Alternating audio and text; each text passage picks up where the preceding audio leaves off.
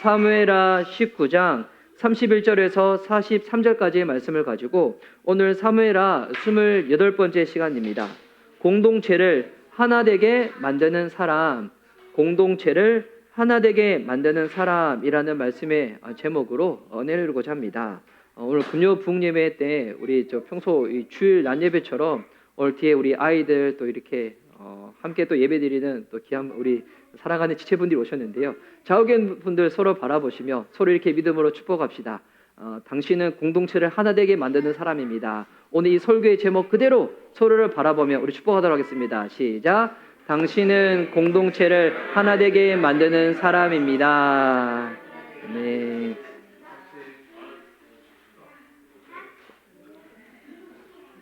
자, 오늘 우리 사무엘하 19장 말씀을 통해서 우리 은혜를 나누고자 합니다. 이 사무엘하 19장 말씀은 이후 다윗이 압살롬에게 계속 쫓기다가 압살롬의 죽음의 소식을 듣고 난 다음에 다시 왕으로 복귀를 하고 예루살렘으로 귀환을 하는 장면입니다.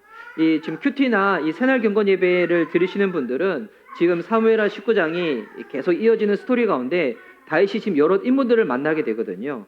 이 시바와 시므엘을 만나게 되고, 그리고 무비보셋을 만나게 되고, 오늘 읽었던 이 본문에서는 이 바르실레를 딱 만나게 됩니다.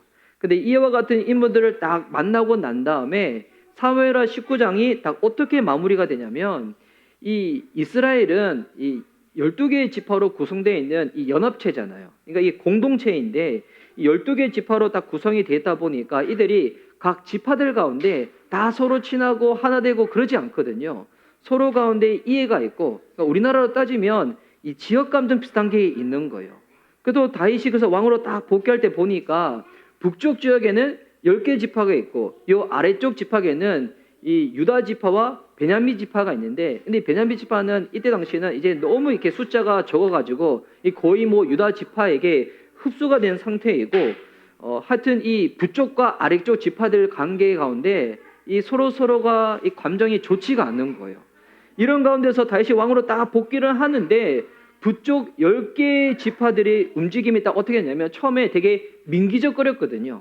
적극적으로 나서지 않고 여러 가지 핑계를 대면서 되게 민기적거립니다. 그래서 어떤 핑계를 딱 댔냐면 오늘 사무엘하 19장 이 9절 말씀에 보면 밑에 자막으로는 없을 거예요. 9절 말씀 성경책 있으신 분들은 봐도 되고 제가 한번 읽어드릴게요. 이스라엘 모든 지파 백성들이, 여기서 말하는 이스라엘 지파는 북쪽 쪽에 있는 지파를 말하고 있는 거예요. 북쪽에 있는 이 모든 지파들의 백성들이 변론하여 이르되, 그러니까 변명을 하는 거죠.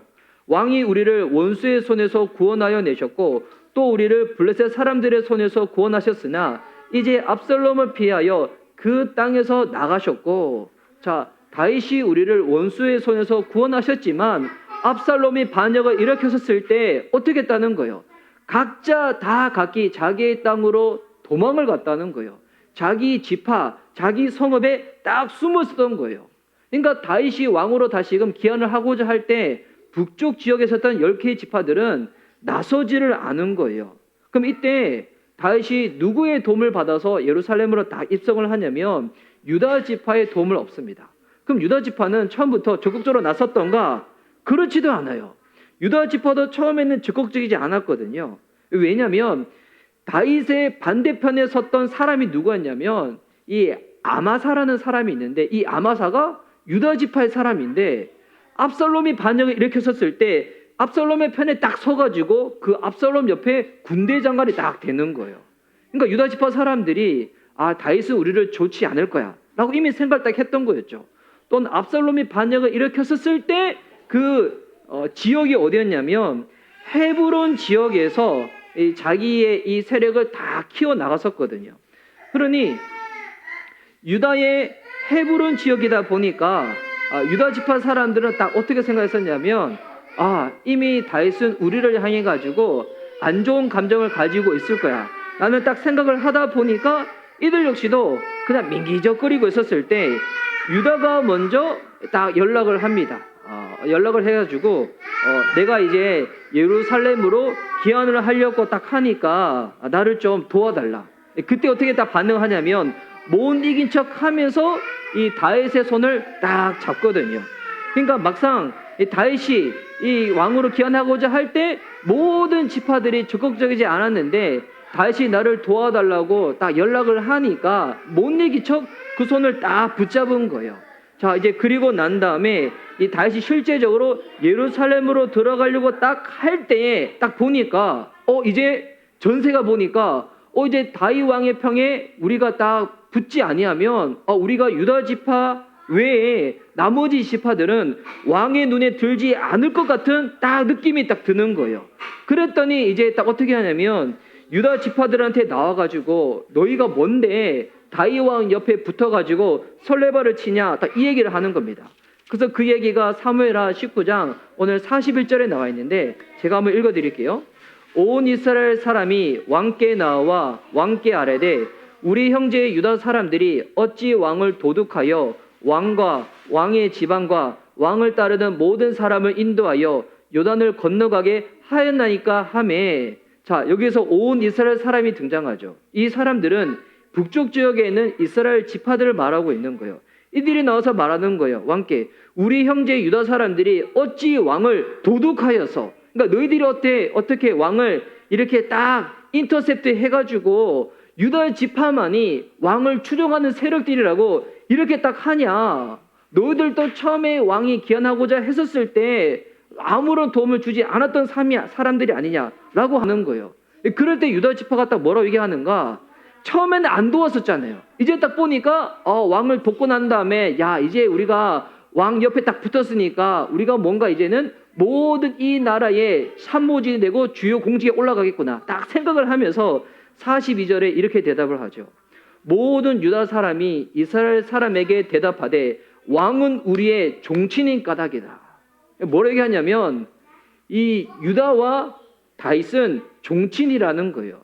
우리는 혈연 관계라는 거예요. 그러니까 실제로 이 다윗은 유다 지파 사람이잖아요. 그러니까 처음부터 유다 지파가 이 이유 때문에 났었던 게 아니었죠. 그들도 처음에는 민기적거리다가 이 다윗이 아마서도 용서해주고 유다 지파도 품고 난 다음에 이제는 여기 와서 이런 변명을 딱 하는 겁니다. 다윗과 우리는 혈연 관계라는 것입니다. 혈연 관계. 이랬더니 나머지 10개의 지파들이 가만히 있다가 자기들은 뒷전이 될 것 같은 거예요. 그래서 나머지 지파 사람들은 뭐라고 얘기하냐면 이 42절 후반절에 보니까 너희가 어찌 이 일에 분내느냐 우리가 왕의 것을 조금이라도 얻어 먹었느냐 왕께서 우리에게 선물로 주신 것이 있느냐. 자, 유다 지파는 이렇게 하고 난 다음에 나머지 이 북이스라엘은 43절 말씀 보니까 이스라엘 사람이 유다 사람에게 대답하여 이르되 우리는 왕에 대하여 10목을 가졌으니 우리는 10개 목을 가졌다는 거예요. 무슨 말인가? 우리는 10개 지파라는 거예요. 그러니까 유다 지파는 혈연 관계를 내세우고 있는 것이고 나머지 10개 북쪽에 있는 지파들은 물령을 내세우고 있는 거예요.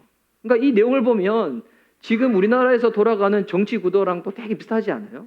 그러니까 이 인간사라는 게 뭐 나라든 민족이든 그만 다를 뿐이지 실제적으로 인간들이 움직이기를 보면 각자 자기들의 욕심을 따라가지고 이 자기들의 처해 있는 상황 가운데서 이와 같은 변명을 하는 거예요.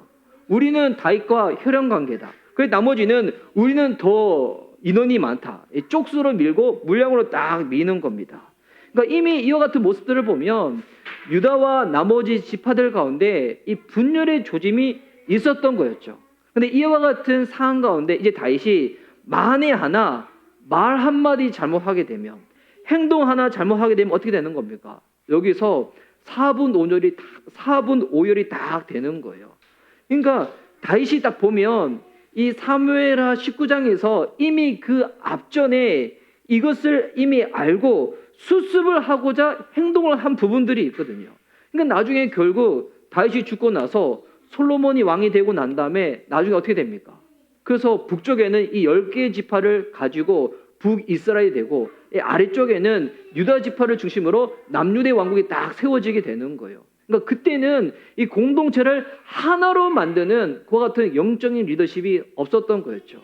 그나마 다윗이 나서서 이 영적인 이 이스라엘 가운데 그가 행했던 리더십이 있다 보니까 흩어지지 아니하고 이 지파들이 나눠지지 아니하고 그나마 이렇게 수습이 딱 되었던 것이었거든요.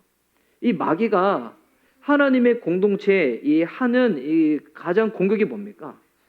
분열을 일으키는 거잖아요. 여러분, 이게 가장 하나님의 영적인 공동체가 가정과 교회, 교회와 가정인데 이 마귀가 하는 게 뭡니까? 분열을 일으키는 겁니다. 그래서 에베소서 말씀을 우리가 이제 주일날 쭉 살펴봤지만 1장부터 3장까지를 우리가 한 오랫동안 살펴봤었죠. 그리고 난 다음에 4장, 5장, 6장이 이제는 좀 구체적인 실천적인 부분인데 4장으로 넘어가면서 사도 바울이 먼저 딱 강조했던 게 뭐였습니까? 교회는 하나 되어져야 된다고. 하나님이 하나 되게 하신 것을 너희가 힘써 지켜야 된다고. 그래서 교회를 향하여 강조하는 것이 뭐냐면 하나가 되어야 된다는 겁니다. 그만큼 이 마귀가 하는 공격이 뭐냐면 분열을 일으키는 거거든요. 이거는 교회 이 사이즈와 상관없는 것 같아요.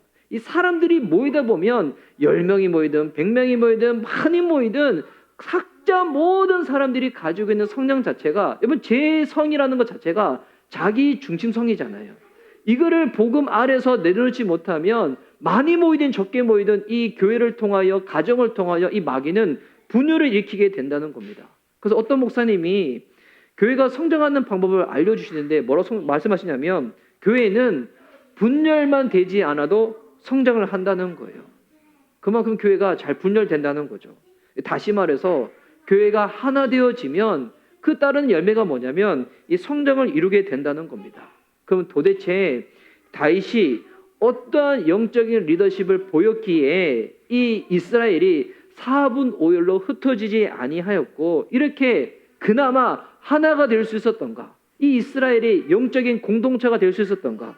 그래서 오늘 이 내용을 사무엘하 19장 이 전체를 좀 살펴보면서 좀 하나씩 나누려고 하는데요. 이 다윗의 리더십을 딱 보면 이 사무엘하에서 살펴볼 수 있는 게 특별히 이 세 가지 리더십을 살펴볼 수가 있습니다. 근데 이게 되게 상투적인 것이 아니라 그 리더십에 따르는 이 중요한 부차적인 설명들이 있거든요. 일단 다윗의 리더십이 뭐냐면 용서하는 리더십이에요. 근데 용서하는 리더십으로 끝나는 것이 아니라 사람이 용서가 쉽습니까? 여러분, 사람이 살면서 가장 어려운 게 용서하는 거잖아요. 다윗도 인간인지라 용서가 안 될 때가 있거든요. 이때 다윗이 딱 어떻게 했던가? 그 모든 사항을 자기가 판단하고 자기가 결정을 하는 것이 아니라 하나님께 다 토스를 해드립니다. 이 용서하는 리더십, 하나님께 토스하는 것을 누구를 통하여 먼저 알 수가 있냐면 다윗이 시므이를 딱 만나거든요. 근데 이 시므이는 어떤 사람이었습니까? 사울의 친족인 거예요. 이 다윗이 압살롬에 쫓겨가지고 막 쫓기고 있었을 때 바우림이라는 곳에 딱 가는데 이 바우림에서 시므이가 살고 있었거든요. 이 시므이가 다윗을 보자마자 뭐라고 하냐면 이 욕을 하면서 엄청나게 저주를 막 퍼붓습니다. 근데 그때 다윗의 주변에 있었던 이 지휘관들은 저 죽은 개 같은 사람을 가만히 내버려 두지 말고 우리가 당장에 죽여버리자 하거든요. 그때 다윗이 어떻게 반응하냐면 하나님이 허락하셔서 나를 향하여 저주를 한 거냐면 내가 그거 마땅히 들어야 되지 않겠냐고. 다윗이 그렇게 딱 넘어가요. 이제 그리고 난 다음에 이제 전세가 완전히 역전이 된 거죠. 뭐 주식으로 따지면 밑바닥을 치고 섰는데 갑자기 이게 막 상조가를 쳐가지고 빨간색을 계속 치는 거예요. 완전히 영적인 이 분위기가 반전이 된 거죠. 이 쫓겨가지고 아들한테 쫓겨서 이제 아무것도 못할 것 같았던 다윗이 왕으로 기한을 하는 거예요. 뭐 이때 가장 두려운 사람이 누구겠습니까? 시므이죠. 왜?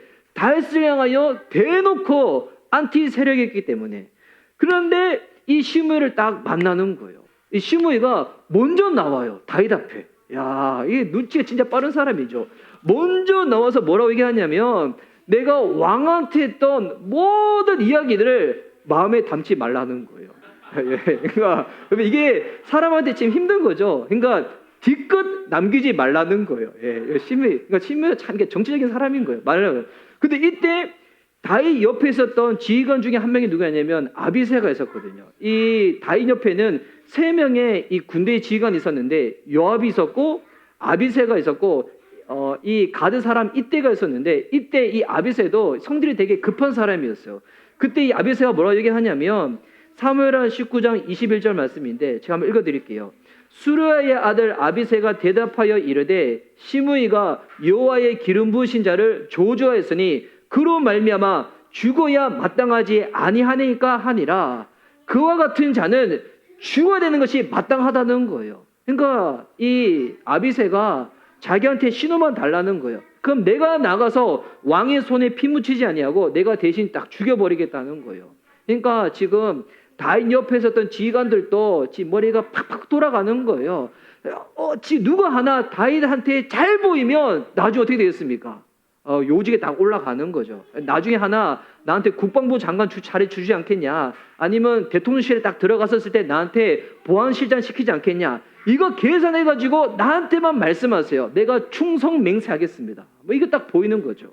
근데 이때 다윗이 어떻게 하는가? 오히려 아비새를 말립니다.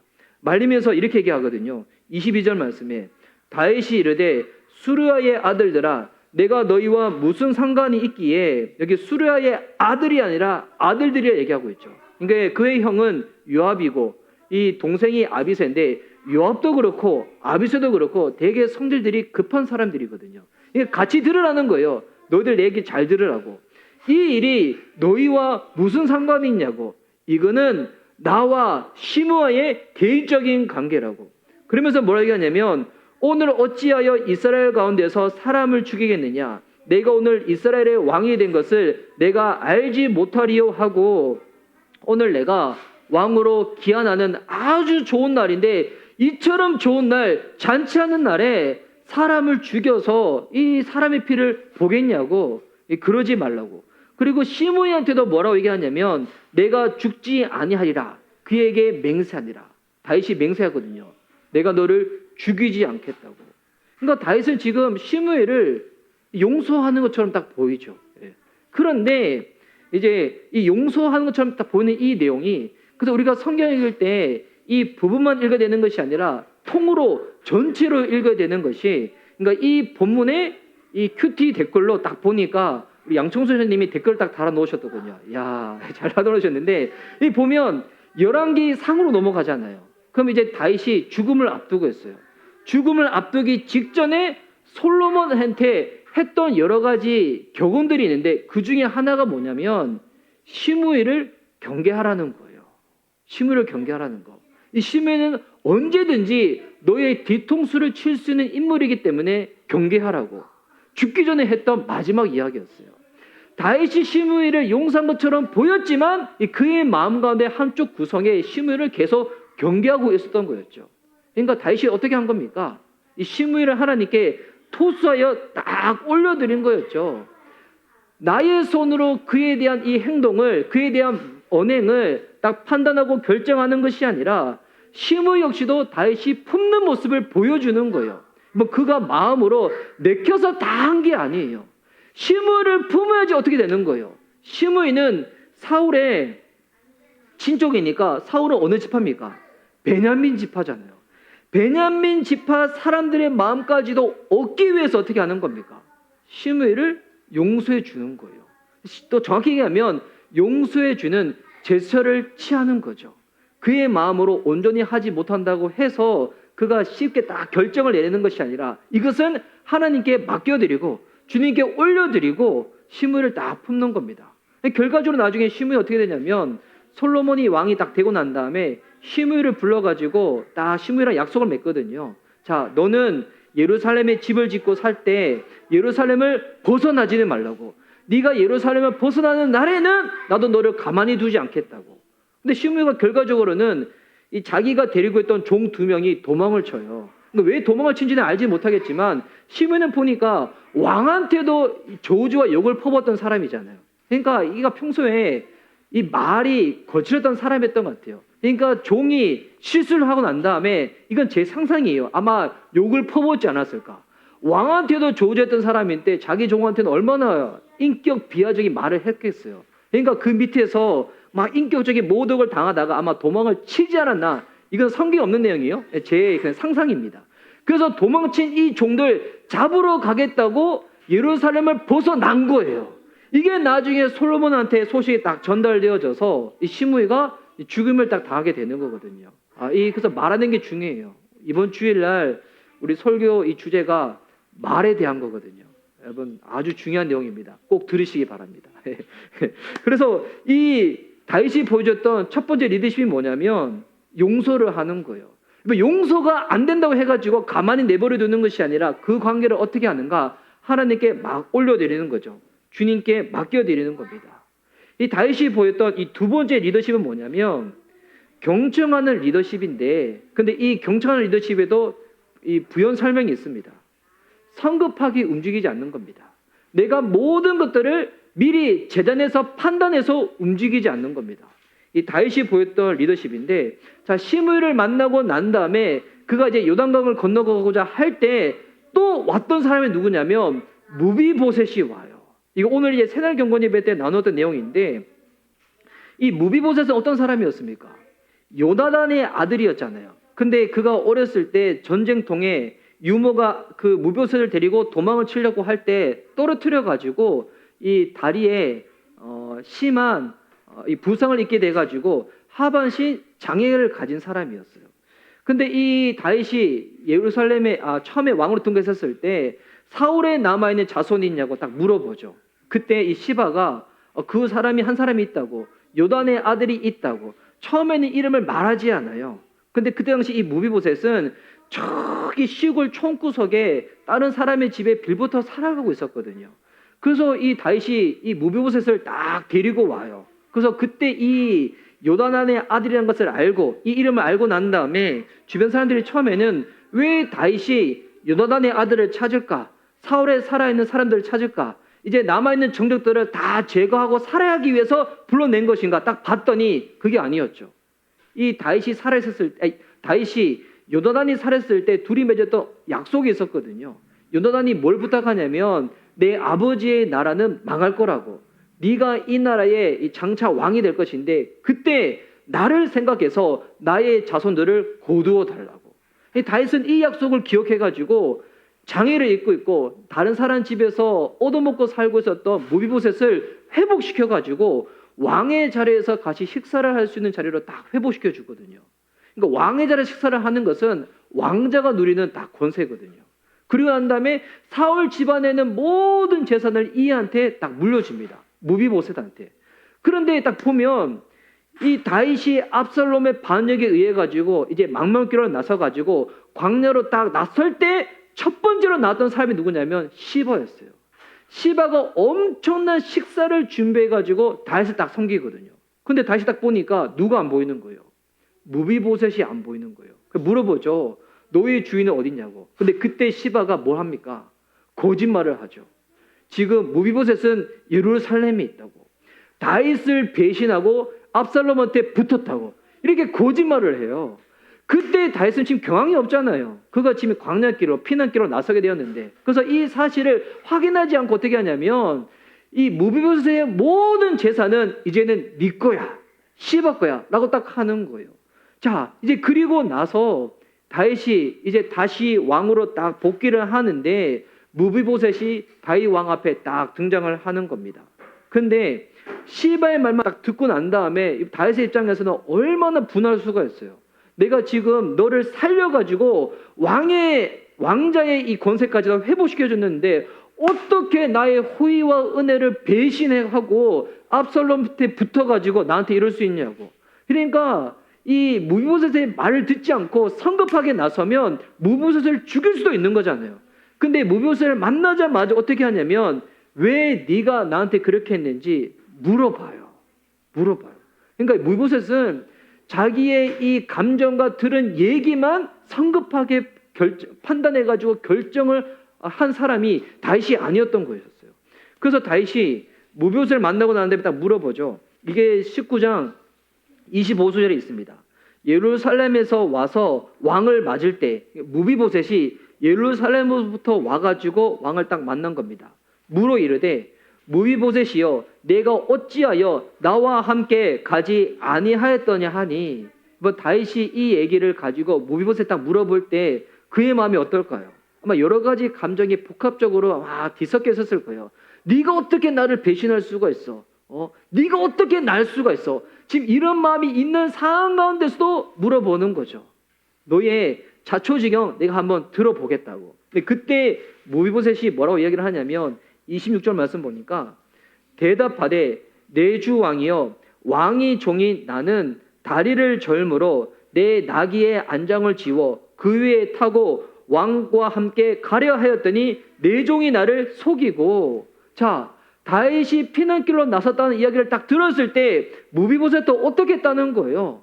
그가 지금 다리가 지금 장애를 가지고 있으니까 종한테 부탁해가지고 나귀에 딱 탔다는 거예요. 그래서 나귀의 안장을 쥐고 그 위에 딱 타서 왕한테 가려고 했는데 종이 나를 속였다는 거예요. 그러니까 아마 이 시바가 다윗 왕으로 가라고 시킨 것이 아니라 다윗 왕 반대편으로 예루살렘으로 가라고 딱 시킨 거였던 거였죠. 그래서 이와 같은 상황을 시바가 다 만들고 난 다음에 어떻게 한 겁니까? 다윗 만나고 난 다음에는 거짓말을 한 거죠. 무비보셋이 다윗 왕을 배신하고 압살롬한테 딱 붙었다고. 근데 막상 딱 만나보니까 어떤 거예요? 무비보셋은 그게 아니었거든요. 다윗 왕이 다시 그 왕으로 복귀할 때까지 그는 씻지도 않고 옷도 안 갈아입고 정말 누추한 차림으로 딱 있었던 거예요. 정말 이 나라가 망했다는 그 생각으로 계속 다윗 왕을 기다리고 있었던 거예요. 그러니까 다윗 왕의 입장에서 이와만큼 충성스러운 사람이 없었던 거였거든요. 자, 이 얘기를 딱 듣고 난 다음에 다윗이 얼마나 이렇게 무안했겠습니까? 원래는 내가 너에 대해서 되게 불편하고 안 좋은 감정을 가지고 있었는데 너의 행색을 보고 너의 말을 들어보니까 너처럼 충성스러운 사람이 없구나. 자, 이랬을 때 다윗이 딱 어떻게 하냐면 자기가 내린 결정을 수정을 합니다. 내가 시바한테 너의 재산을 다 물려줬는데 그 시바의 시바가 가지고 있는 그 모든 것들을 너랑 더불어 반반 나누라고. 근데 이 얘기를 딱 들어보면 지금 다윗이 내릴 수 있는 결정이 시바가 거짓말해가지고 네 재산 다 뺏어갔으니까 시바 거 다 지금 다 뺏어가지고 네가 다 가져가라고 할 수도 있는 거잖아요. 근데 다윗은 그렇게 하지 않아요.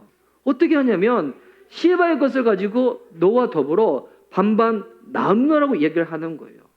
그러니까 다윗이 왜 이렇게 했을까요? 다윗은 무비보셋도 얻고 시바도 잃어버리지 않기 위한 거예요. 그러니까 다윗이 어떤 결정을 내릴 때 어떤 결정을 내냐면 다윗은 옳고 그름에 있어가지고 자기의 생각으로 모든 것들을 딱 판단하지 않았다는 거예요. 이게 우리 그리스도인들이 흔히 하는 실수 중에 하나가 뭐냐면 우리가 이렇게 선악과 신드롬에 빠져가지고 우리는 모든 것을 우리가 판단하고 우리가 결정하고 우리가 무언가 옳고 우리가 무언가 틀렸다 이렇게 말할 때가 많이 있거든요. 이게 왜냐면 이게 그 선악과 신드롬이에요. 마귀가 우리한테 먹이는 게 뭐겠습니까? 날마다 선악과 비타민을 먹여가지고 그게 안 좋은 거죠. 이걸 먹여가지고 내가 마치 하나님이 된 양 이 모든 판단과 결정을 내리게 하는 우리는 그 유혹을 받아요. 근데 다윗은 이 유혹 가운데 넘어지지 않았다는 거예요. 이게 옳고 그렇고 딱 결정 내릴 순간 어떻게 됐습니까? 상대편은 완전히 적으로 딱 되는 거거든요. 근데 우리의 인생을 딱 보면 한 사람의 인생의 스토리를 보십시오. 여러분 훌륭한 사람도 그 인생이 통틀어서 다 오점 하나 없이 허점 하나 없이 다 훌륭합니까? 그렇지 않죠. 여러분 인생은 오점도 있고 허점도 있습니다. 근데 그 가운데서 하나님이 우리 안에 있는 장점을 보시면서 쓰시는 거죠. 장점을 보면서. 여러분 이게 우리나라에도 보면 지금도 이제 보면 뭐 자꾸 이렇게 뭐 친일파, 뭐 식민상학 쭉 얘기를 하는데 제가 이제 알고 있는 시인 중에서 우리 너무 잘 알고 있는 시인이 있어요. 우리 교과서도 실려는 시인 윤동주. 근데 이 윤동주가 우리는 흔히 알고 있는 것은 되게 나라의 독립을 위해 가지고 그의 글로서 그의 삶으로 다 애쓴 사람으로 알고 있잖아요. 근데 여러분들 그거 아세요? 윤동주가 창씨개명을 했을까요? 안 했을까요? 했어요. 윤동주가 왜 창씨개명을 했을까요? 창씨개명을 해야지만 그가 일본으로 유학 갈 수 있기 때문에. 자, 그렇다면 윤동주는 지금의 시간을 봤었을 때는 친일파 세력인가? 물론 그것 자체가 옳다고 얘기할 수는 없겠지만 그의 인생을 전체적으로 딱 보면 오점도 있고 실수도 있고 허점도 있지만 그거 하나가 그 사람이 그렇다고 딱 플레임을 씌울 수가 없다는 겁니다. 지금의 이 시대에 너무 안타까운 것은 뭐냐면 뭐 하나 실수하면 마치 그 사람이 그와 같다고 그렇게 다 덮어씌워 버리는 거예요.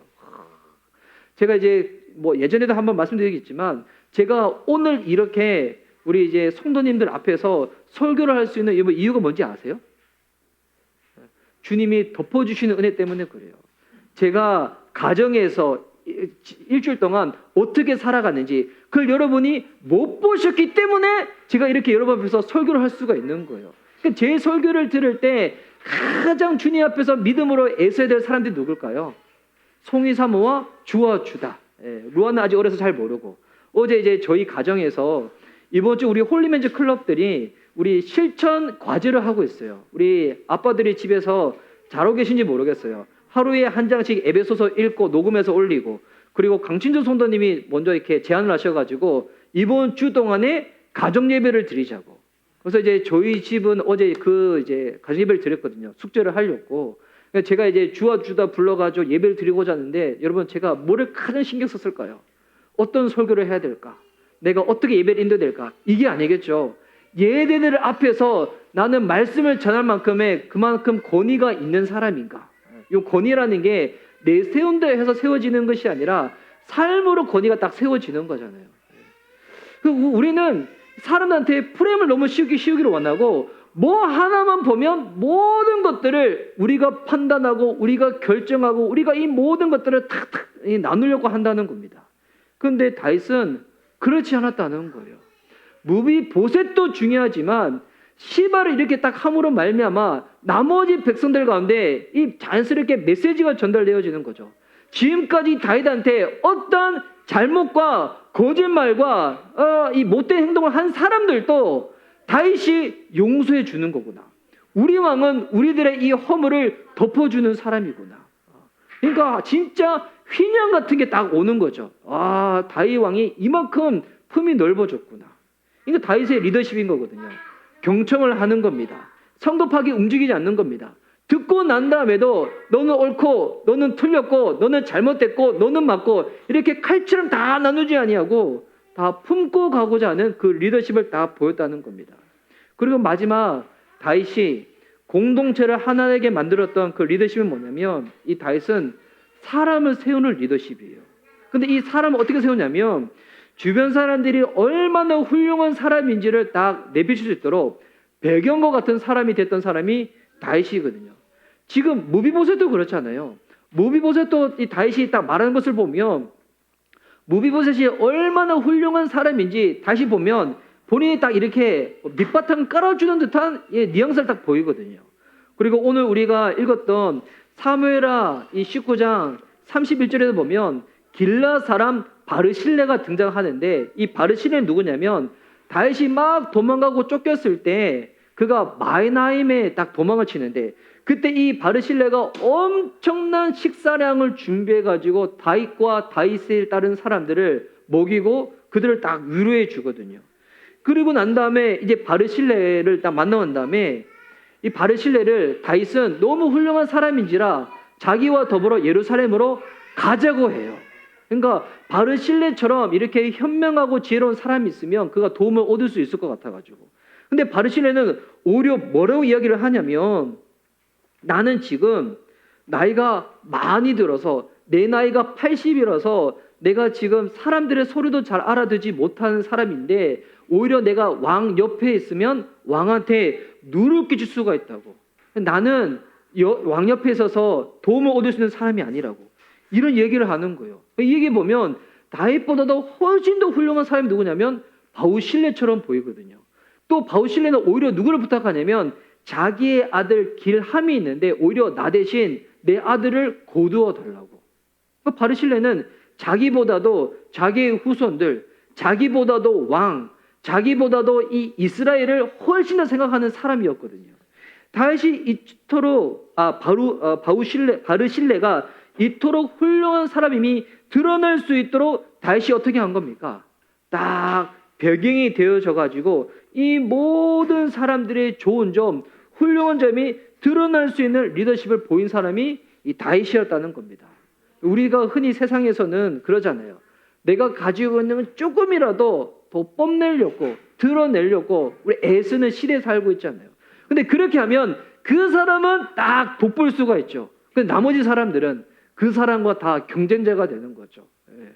그러니까 내가 뽐내려고 하면 오히려 다른 사람들과 등을 지게 되지만 다윗은 오히려 어떤 사람인가? 자기가 드러나는 게 아니라 다른 사람들의 훌륭한 모습, 좋은 모습들이 드러날 수 있도록 자기는 딱 배경이 되어지는 거죠. 그러니까 다윗한테 볼 때는 이 사람도 중요한 사람인 거고 이 참모도 훌륭한 사람인 거고 다 그렇게 딱 내세우는 겁니다. 그러니까 이런 리더십을 보이니까 다윗 옆에 사람들이 어떻게 되는 겁니까? 자꾸 다윗 옆으로 붙으려고만 하는 거죠. 만약 다윗이 이러지 아니하고 만약 주변에 있는 모든 사람들을 순위를 매겼다. 경쟁 체제가 돼가지고 쫙 해가지고 자 내가 내세우는 방법 가운데 이걸 합당하게 하는 사람만 1등, 나머지는 다 2등, 그리고 다 꼴찌, 서로 딱 매겼다. 어떻게 될까요? 1등만 다윗 옆에 딱 붙어있고 나머지 사람들은 다 이렇게 열등감 가운데 막 뒤처져가지고 마음이 힘들어지고 어려워지고 막 그렇게 되지 않겠습니까? 근데 다윗은 그렇지 않은 거예요. 어떤 사람이든 자기 옆에 다 소중하고 훌륭한 사람이라고 드러날 수 있도록 배경이 되는 리더십을 딱 가졌다는 것입니다. 그러니까 인간이 가지고 있는 이 죄성과 반대되는 리더십을 딱 보였던 거였죠. 이렇게 할 때 어떻게 된 것이었던가? 지금 4분 5열로 흩어질 수 있는 이 이스라엘이 지금 지파들로 쫙쫙 갈리지 아니하고 그나마 이와 같은 리더십을 다윗이 딱 보이니까 이 나라가 다윗 아래서 하나가 되는 이 영적인 은혜를 누릴 수가 있었다는 것이었습니다. 여러분 이와 같은 일이 참 쉽지가 않겠죠. 이번 다윗도 지금 젊었을 때부터 처음부터 이런 리더십을 보인 게 아니에요. 그가 지금 여러 가지 많은 어려움을 겪고 고난을 겪으면서 그 가운데 하나님이 다윗을 성숙하게 만드신 거죠. 진짜 성령의 은혜가 있어야지만 가능한 일들이 지금 다윗을 통하여 지금 베풀어지게 되었다는 것입니다. 여러분 우리 교회 가운데서도 그런 은혜가 임했으면 좋겠습니다. 진짜 성령의 은혜로 말미암아서 우리 공동체가 하나가 되어지는 겁니다. 용서하는 리더십.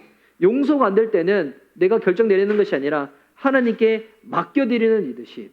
내가 들은 것만 가지고 성급하게 판단 내리고 결정하는 것이 아니라 먼저 그 사람의 이야기를 들어보고 그리고 이 모든 판단과 결정을 하나님이 내릴 수 있도록 주님께 맡겨드리는 리더십. 그리고 사람을 세울 때 경쟁 체제가 돼가지고 1등부터 10등까지 쫙 나누는 것이 아니라 각 사람 안에 있는 고유한 것들, 훌륭한 것들, 좋은 것들이 서로 드러나서 각자 좋은 것들 강점으로 교회를 섬기며 주님을 섬기며 나아갈 수 있도록 서로가 서로한테 배경이 되어주는 리더십. 여러분 이런 게 진짜 성령님의 은혜가 임해야지 가능한 거거든요.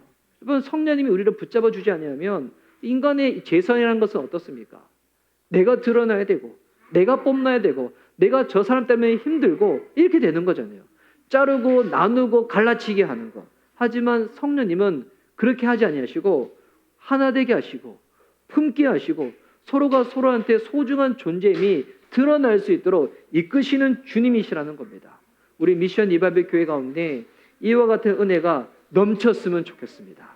그래 정말 우리 교회가 또 우리 모든 가정들이 주님 안에서 하나 되어져서 주님이 허락하시는 영적인 복을 다 누릴 수 있는 저와 여러분 될 수 있기를, 그런 우리 교회가 될 수 있기를 예수님의 이름으로 축복하는 바입니다. 아멘. 자, 이 시간 우리 주님 앞에 우리 들은 바 말씀을 우리 기억하며 우리 기도하며 나아갑시다.